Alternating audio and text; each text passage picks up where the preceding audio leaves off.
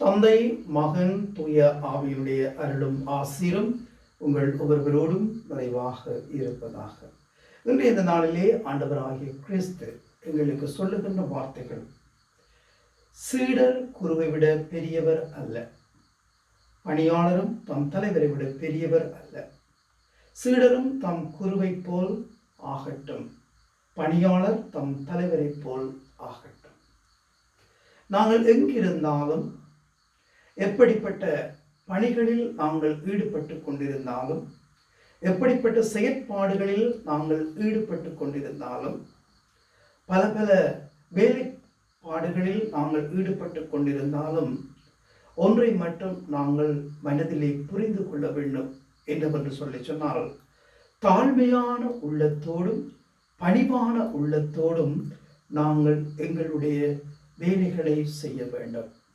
தூய பவுலடிகளார் அழகாக சொல்லுவார், கிறிஸ்து இயேசுவுக்காகவே வேலை செய்யுங்கள். ஏனென்றால் ஆண்டவர் எங்களை வழிநடத்தி செல்பவராக இருக்கின்றார், எங்களோடு வாழ்ந்து கொண்டிருப்பவராக இருக்கின்றார்.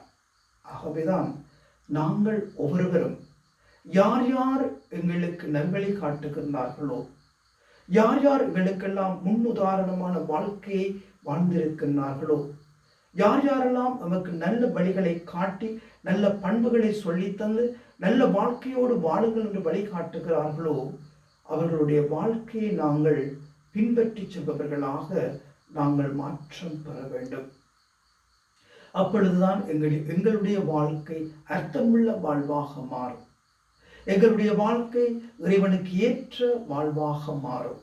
ஆகவே நாங்கள் எப்பொழுதுமே எங்களோடு வாழ்பவர்கள் மத்தியிலே, எங்களை வழிநடத்துபவர்கள் மத்தியிலே, எங்களுக்காக பாடுபட்டு உழைப்பவர்கள் மத்தியிலே, எங்களுக்கு நல்ல வாழ்க்கையை தந்து நல்ல வாழ்க்கையோடு வாழுங்கள் என்று வழிகாட்டி தந்த எங்களுடைய பெற்றோர்களை பாதையிலே நாங்கள் எங்களுடைய வாழ்க்கையை வாழவும், அவர்கள் காட்டுகின்ற வழியிலே செல்லவும் எங்களை நாங்கள் தாழ்த்தி பணிய வைத்து எங்களுடைய வாழ்க்கையை நாங்கள் வாழுவோம்.